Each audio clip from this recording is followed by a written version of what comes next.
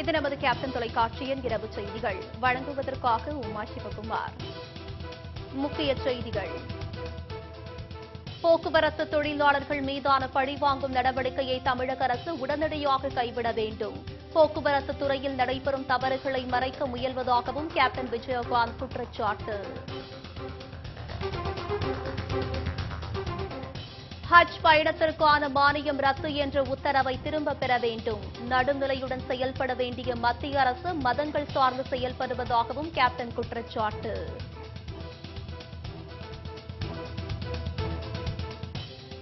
தொலைதூர கல்வி மூலம் 12ஆம் வகுப்பு முடித்த மாணவர்கள் இனி மருத்துவம் பயில முடியாது. இந்திய மருத்துவ கவுன்சில் அதிரடி அறிவிப்பு.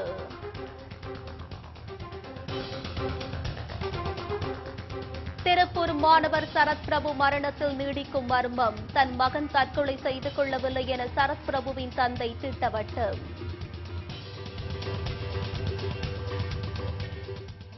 ஜெயலலிதாவின் போயஸ் தோட்ட இல்லத்தை நினைவில்லமாக மாற்றுவதற்கான ஆய்வு நிறைவு. விரைவில் அரசுடைமையாக்கப்படும் என சென்னை மாவட்ட ஆட்சியர் தகவல்.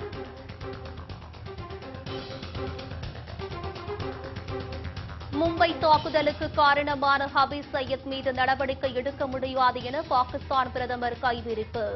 சர்வதேச நாடுகளின் கோரிக்கையை நிராகரித்த பாகிஸ்தானுக்கு இந்தியா, அமெரிக்கா நாடுகள் கண்டனம்.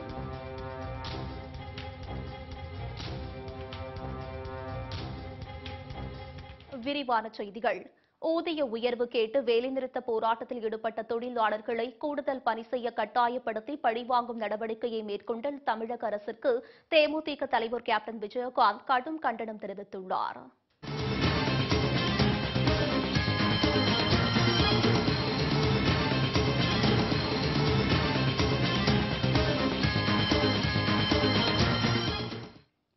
இது தொடர்பாக அவர் விடுத்துள்ள அறிக்கையில், தங்கள் ஊதிய உயர்வு மற்றும் இதர பிரச்சினைகளுக்காக நியாயமான போராட்டத்தை போக்குவரத்து கழக தொழிலாளர்கள் முன்னெடுத்ததை எடுத்துக் காட்டியுள்ளார். அரசு தரப்பிலும் போக்குவரத்து நிர்வாக தரப்பிலும் தொழிலாளர்களுக்கு உடன்பாடு எட்டப்படாததால் நீதிமன்ற முடிவை ஏற்றுக்கொண்டதை சுட்டிக்காட்டியுள்ள கேப்டன், இதை ஏற்றுக்கொள்ளாத அரசு தற்போது நிர்வாகத்தின் மூலம் தொழிலாளர்களுக்கு பல இன்னல்களை கொடுத்து வருவதாக புகார் கூறியுள்ளார். ஆளும் கட்சியைச் சேர்ந்த சில தொழிலாளர்களுக்கு பொங்கல் விடுமுறை கொடுத்துவிட்டு வேலைநிறுத்தத்தில் ஈடுபட்ட ஓட்டுநர், நடத்துனர்களை தொடர்ச்சியாக 3 நாட்களுக்கு பணியாற்ற வேண்டும், கூடுதல் பணி செய்ய வேண்டும் என கட்டாயப்படுத்துவதாக கேப்டன் குற்றம் சாட்டியுள்ளார். மன உளைச்சலோடு பணிபுரியும் தொழிலாளர்களுக்கு உயிர் சேதம், விபத்து ஏற்பட்டால் நிர்வாகமும் அரசும் முழு பொறுப்பேற்க வேண்டும் என்று கேப்டன் எச்சரித்துள்ளார். போக்குவரத்து கழகத்தில் நிர்வாகம் செய்யும் தவறுகளை மூடி மறைப்பதற்கு தொழிலாளர்கள் மீது வீண்பழி போடுவதும், கூடுதல் பணி செய்ய கட்டாயப்படுத்துவதும், விடுமுறை கொடுக்க மறுப்பதும் போன்ற செயல்களில் ஈடுபடுவதை தேசிய முற்போக்கு தொழிற்சங்க பேரவையின் சார்பில் வன்மையாக கண்டிப்பதோடு, போக்குவரத்து கழகத்தை எப்படி சீர் செய்வது என்று அதிகாரிகள் ஆலோசித்து தொழிலாளர்களையும் பொதுமக்களையும் பாதிக்காத வண்ணம் போக்குவரத்து துறை வளர்ச்சியடைவதற்கு நடவடிக்கை எடுக்க வேண்டும் என தேமுதிக தலைவர் கேப்டன் விஜயகாந்த் வலியுறுத்தியுள்ளார்.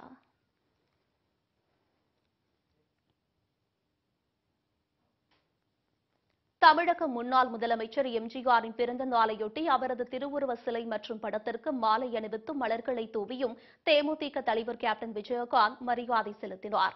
புரட்சித் தலைவர் பாரத ரத்னா எம்ஜிஆரின் 101வது பிறந்த நாள் இன்று நாடு முழுவதும் கொண்டாடப்படுகிறது.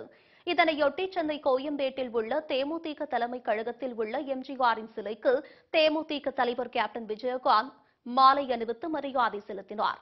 இதனைத் தொடர்ந்து மலர்களால் அலங்கரித்து வைக்கப்பட்டிருந்த அவரது திருவுருவப் படத்திற்கு மலர்களை தூவியும் கேப்டன் அஞ்சலி செலுத்தினார்.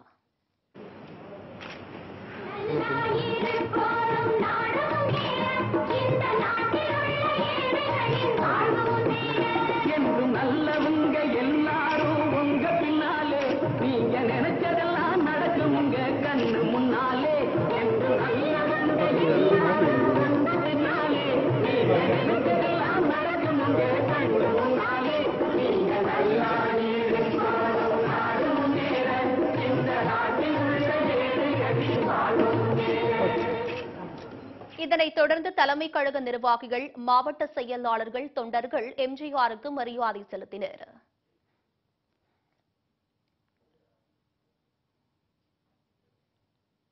தொலைதூர கல்வி மூலம் 12ஆம் வகுப்பு படித்த மாணவர்கள் இனி மருத்துவம் பயில முடியாது என இந்திய மருத்துவ கவுன்சில் அறிவித்துள்ளது.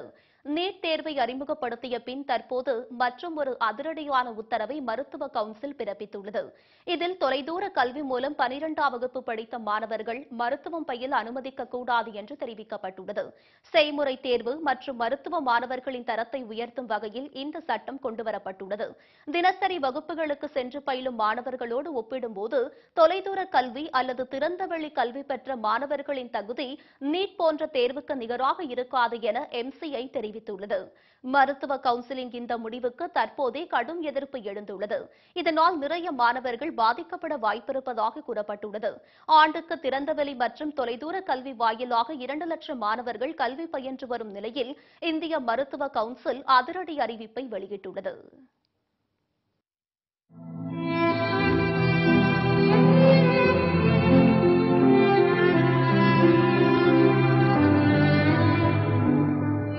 இஸ்லாமியர்கள் மேற்கொள்ளும் ஹஜ் புனித பயணத்திற்கான மானியம் ரத்து என்ற முடிவை மத்திய அரசு மறுபரிசீலனை செய்ய வேண்டும் என தேமுதிக தலைவர் கேப்டன் விஜயகாந்த் வலியுறுத்தியுள்ளார். இது தொடர்பாக அவர் விடுத்துள்ள அறிக்கையில், இந்திய திருநாட்டில் இஸ்லாமிய சகோதர சகோதரிகள் ஆண்டுதோறும் ஹஜ் புனித பயணம் மேற்கொள்வதையும் இதற்கு மத்திய அரசு ஆண்டுதோறும் மானியம் வழங்கி வந்ததையும் சுட்டிக்காட்டியுள்ளார். ஆனால் இந்த ஆண்டு ஹஜ் புனித பயணம் செல்லும் இஸ்லாமியர்களுக்கான மானியத்தை மத்திய அரசு திடீரென்று ரத்து செய்தது அனைவரையும் சிந்திக்க வைத்துள்ளதாக கூறியுள்ளார். மானியத்தை நிறுத்துவது என்றால் அனைத்து மதத்திற்கும் இந்த நிலை பொருந்தும் என்று குறிப்பிட்டுள்ள கேப்டன், அரசாங்கம் வழங்கும் மானியம் என்பது அனைத்து மதங்களுக்கும் சமமாக இருக்க வேண்டும் என்று தெரிவித்துள்ளார். ஒரு அரசாங்கம் என்பது அனைத்து மதங்களுக்கும் சமமான ஒரு அரசாக இருக்க வேண்டும் என அவர் அறிவுறுத்தியுள்ளார். மதங்களை பார்த்து மானியத்தை வழங்குவதை தேமுதிக என்றைக்கும் வரவேற்காது என்றும் தெளிவுபடுத்தியுள்ளார். பல ஆண்டுகளாக நடைமுறையில் உள்ள ஹஜ் புனித பயணத்திற்கான மானியத்தை மத்திய அரசு திடீரென்று ரத்து செய்துள்ளதற்கு தேமுதிக சார்பில் தமது கண்டனத்தையும் அவர் பதிவு செய்துள்ளார். ஹஜ் புனித பயணம் தொடர்பான முடிவை உடனடியாக மத்திய அரசு மறுபரிசீலனை செய்து இஸ்லாமியர்களுக்கு மானியம் வழங்க வேண்டும் என தேமுதிக தலைவர் கேப்டன் விஜயகாந்த் கேட்டுக் கொண்டுள்ளார்.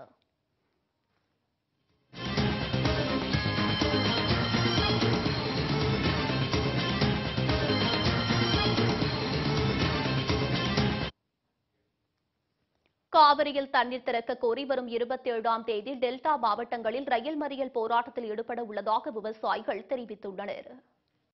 தஞ்சை உள்ளிட்ட டெல்டா மாவட்டங்களில் கடந்த 6 ஆண்டுகளாக குறுவை சாகுபடி பொய்த்து போனது. அதே நேரத்தில் மேட்டூர் அணையிலிருந்து தண்ணீர் திறக்கப்படும் என நம்பி விவசாயிகள் பல லட்சம் ஏக்கர் பரப்பளவில் சம்பா சாகுபடியில் ஈடுபட்டனர். தண்ணீரின்றி சம்பா பயிரும் தற்போது கருகி வருகிறது. இந்நிலையில் தஞ்சையில் நடைபெற்ற அனைத்து விவசாயிகள் சங்கங்களின் ஆலோசனைக் கூட்டத்தில் காவிரியிலிருந்து தண்ணீர் பெற்றுத்தர வேண்டும் என மத்திய மாநில அரசுகளுக்கு அழுத்தம் கொடுக்கப்பட்டது.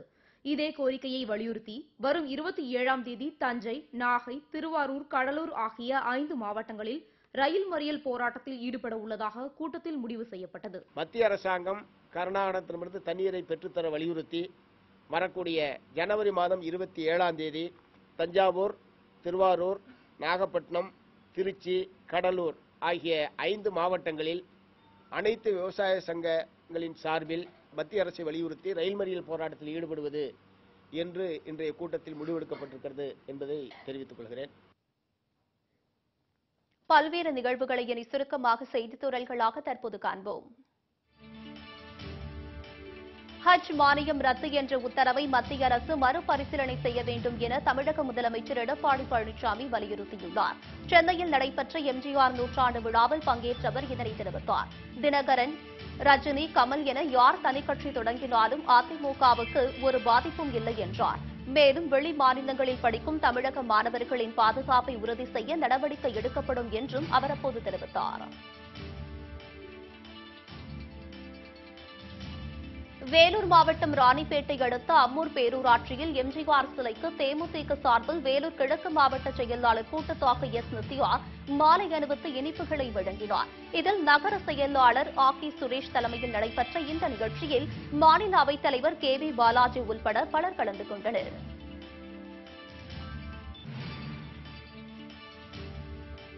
உச்சநீதிமன்ற நீதிபதிகள் தலைமை நீதிபதி மீது குற்றம் சுமத்தியிருப்பது மத்திய அரசுக்கு தலைகுனிவை ஏற்படுத்தியுள்ளது என சமூக ஆர்வலர் டிராபிக் ராமசாமி தெரிவித்துள்ளார். தலைமை நீதிபதி மீது செல்லமேஸ்வர் போன்ற மூத்த நீதிபதிகள் புகார் கூறுகின்ற அளவிலே பத்திரிகையாளர் நேர சந்திக்கின்ற அளவில் வந்திருப்பதை பார்க்கும்போது மனம் வென்று போய் நேற்றைய முன்தினமே தலைமை நீதிபதி ஜனாதிபதிகளுக்கெல்லாம் சவால் அனுப்பினேன். நீதிமன்றம் இருக்கும் வரை மக்கள் நிம்மதியாக வாழ முடியும் என்பதை இன்று நிரூபித்து காட்டுகிற தலைமை நீதிபதிக்கு வாழ்த்துக்களை தெரிவித்துக் தமிழக மக்கள் சார்பாக. டெல்லியில் மர்மமான முறையில் உயிரிழந்த மருத்துவ மாணவர் சரத்பிரபு இறப்பில் உள்ள மர்மத்தை வெளிக்கொண்டு வர சிபிஐ விசாரணை நடத்த வேண்டும் என கொங்கு நாடு மக்கள் தேசிய கட்சியின் பொதுச் செயலாளர் ஈஸ்வரன் வலியுறுத்தியுள்ளார். டெல்லி எய்ம்ஸில் திருப்பூரைச் சேர்ந்த மருத்துவ மாணவர்கள் மட்டும் தொடர்ந்து இறப்பது ஏன் என கேள்வி எழுப்பியுள்ள அவர், கடின உழைப்பால் மருத்துவத்தில் சாதிக்க துடிக்கும் மாணவர்களை திட்டமிட்டு கொலை செய்கிறார்களா என்ற சந்தேகம் எழுவதாக தெரிவித்துள்ளார். ராஜஸ்தான், குஜராத், ஹரியானா உள்பட பல மாநிலங்களில் பத்மாவத் படத்தின் தடையை நீக்கக் கோரி தயாரிப்பாளர் தொடர்ந்த வழக்கு விரைவில் உச்சநீதிமன்றத்தில் விசாரணைக்கு வருகிறது. தீபிகா படுகோனே நடிப்பில் சித்தூர் ராணி பத்மினியின் கதை பத்மாவத் என்ற பெயரில் ஹிந்தியில் திரைப்படமாக எடுக்கப்பட்டுள்ளது. வருகிற 25ஆம் தேதி இந்த படம் நாடு முழுவதும் திரையிடப்படுகிறது. இந்த படத்திற்கு ராஜபுத்திர வம்சத்தினர் இடையே எழுந்த எதிர்ப்பு காரணமாக பல்வேறு மாநிலங்களில் தடை விதிக்கப்பட்டது. சென்சார் போர்டு அனுமதி அளித்த பின்பும் பத்மாவத் படத்திற்கு தடை விதிப்பது சட்டவிரோதம் என கூறி பத்மாவத் படத்தின் தயாரிப்பாளர் சார்பில் உச்சநீதிமன்றத்தில் வழக்கு தொடர்ந்துள்ளார். இந்திய அரசால் வெளியிடப்பட்டுள்ள 14 வகையான 10 ரூபாய் நாணயங்களும் செல்லத்தக்கதுதான் என ரிசர்வ் வங்கி திட்டவட்டமாக தெரிவித்துள்ளது. 10 ரூபாய் நோட்டுக்கு பதிலாக சமீப காலமாக வகை வகையான நாணயங்கள் புழக்கத்திற்கு வந்துள்ளன. இவை ஒவ்வொன்றும் ஒரு மாதிரியாக இருப்பதால் பல பகுதிகளில் உள்ள வர்த்தகர்களும் பொதுமக்களும் சில வகை நாணயங்களை வாங்க மறுத்து வருவதாக கூறப்படுவதால் இந்த விளக்கத்தை ரிசர்வ் வங்கி அளித்துள்ளது. அரசுக்கு சொந்தமான கூடங்களில் தயாரிக்கப்படும் நாணயங்கள் பல்வேறு சமூக, பொருளாதார, கலாச்சார அடையாளங்களுடன் அவ்வப்போது வெளியிடப்படுவதாகவும் இதுவரை வெளியிடப்பட்டுள்ள 14 வகையான 10 ரூபாய் நாணயங்களும் செல்லத்தக்கதுதான் என ரிசர்வ் வங்கி தெரிவித்துள்ளது. இஸ்லாமியர்களின் மனதை புண்படுத்தும் விதமாக தொடர்ந்து பேசி வரும் எச் ராஜாவை குண்டர் சட்டத்தில் கைது செய்ய வலியுறுத்தி தமிழ்நாடு தௌஹீத் ஜமாத் அமைப்பு சார்பில் சென்னையை அடுத்த ஆவடியில் கண்டன ஆர்ப்பாட்டம் நடைபெற்றது. இந்துக்கள் புனிதமாக கருதும் ஆண்டாள் குறித்த தவறான கருத்தை பதிவு செய்த கவிஞர் வைரமுத்துவை கண்டித்து பேசிய ராஜா, நபிகள் நாயகத்தை இழிவுபடுத்தும் நோக்கில் பேசுவதை ஏற்றுக்கொள்ள முடியாது என்று அப்போது வலியுறுத்தப்பட்டது. வேலூர் மாவட்டம் வாலாஜாபேட்டை அரசினர் ஆண்கள் மேல்நிலைப் பள்ளியில் பொங்கல் தினத்தையொட்டி மாநில அளவிலான கால்பந்து போட்டிகள் நடைபெற்றது. இதில் ஆந்திரா, கர்நாடகா உள்ளிட்ட மற்ற மாநில அணிகள் உட்பட 28 அணிகள் கலந்து கொண்டன. 4 நாட்கள் நடைபெற்ற இந்த போட்டியில் வளஜி பிரெண்ட்ஸ் கால்பந்து குழுவினர் வெற்றி பெற்றனர். அப்போது வெற்றி பெற்ற அணிக்கு 30,000 ரூபாய் பணமும் கேடயமும், 2ஆம் இடம் பெற்ற அணிக்கு 20,000 ரூபாய் பணமும் கேடயமும் வழங்கப்பட்டது.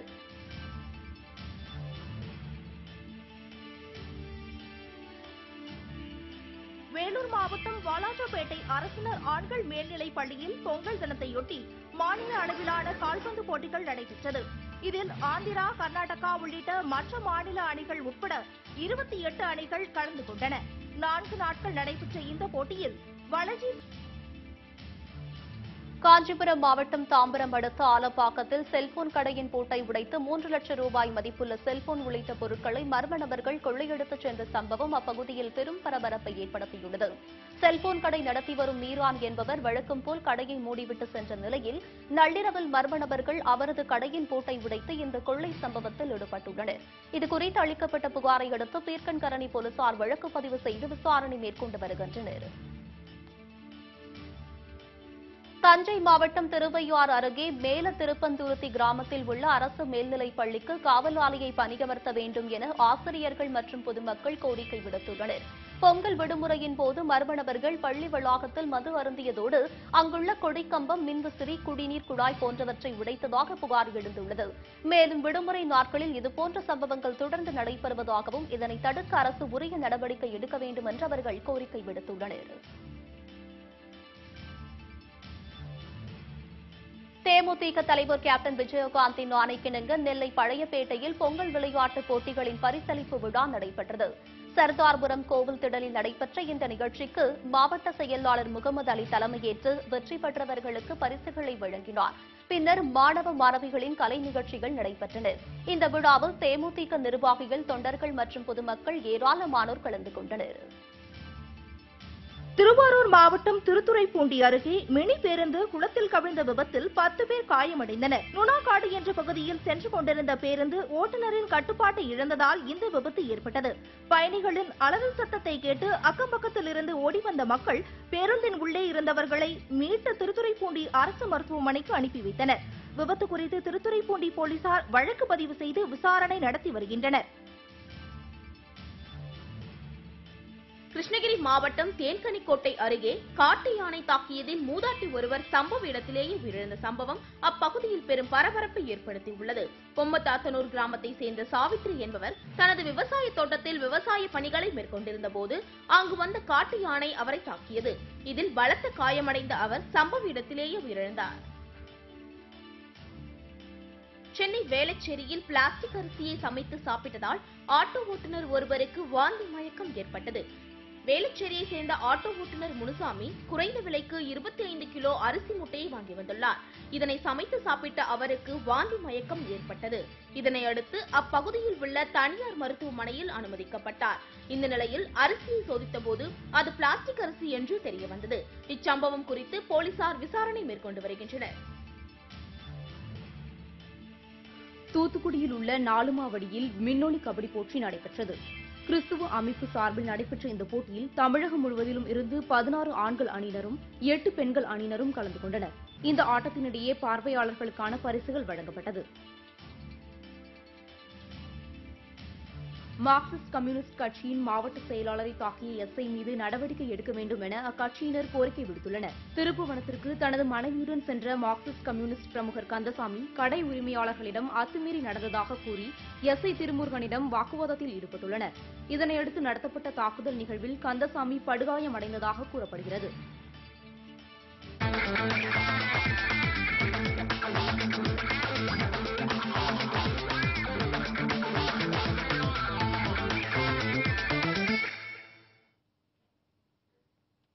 செஞ்சுரியன் டெஸ்ட் தொடரை 2-0 என்ற புள்ளி கணக்கில் தென்னாப்பிரிக்கா கைப்பற்றியது. இந்தியா தென்னாப்பிரிக்கா இடையிலான 2வது டெஸ்ட் செஞ்சுரியனில் நடைபெற்றது. டாஸ் வென்று பேட்டிங்கை தேர்வு செய்த தென்னாப்பிரிக்க அணி அஸ்வினின் அபார பந்துவீச்சால் 335 ரன்னில் ஆல் அவுட் ஆனது. பின்னர் முதல் இன்னிங்ஸை தொடங்கிய இந்திய அணி விராட் கோலியின் 153 ரன்கள், முரளி விஜய் 46 ரன்கள் மற்றும் அஸ்வின் 38 ரன்கள் எடுத்ததை அடுத்து 307 ரன்கள் குவித்தது. தென்னாப்பிரிக்க அணி சார்பில் மோர்கல் 4 விக்கெட்டுகளை வீழ்த்தினார். 28 ரன்கள் முன்னிலையுடன் 2வது இன்னிங்ஸை தொடங்கிய தென்னாப்பிரிக்காவின் டின் எல்கர் 61 ரன்களும் டிவிலியர்ஸ் 80 ரன்களும் எடுத்த நிலையில் 258 ரன்களுக்கு ஆட்டம் இழந்தது.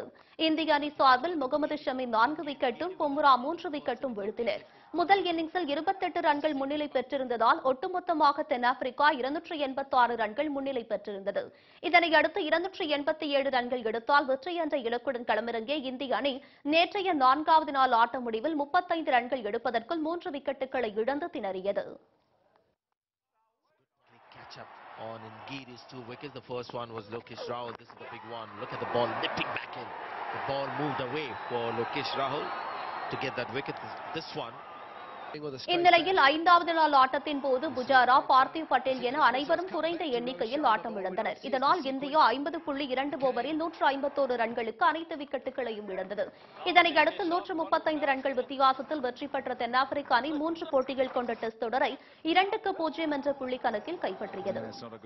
இரு அணிகளுக்கு இடையிலான கடைசி டெஸ்ட் வரும் 24ஆம் தேதி ஜோகன்ஸ்பர்க்கில் நடைபெறவுள்ளது. The debutant has got 5 for. Magnificent stuff from Ngidi. 5 for.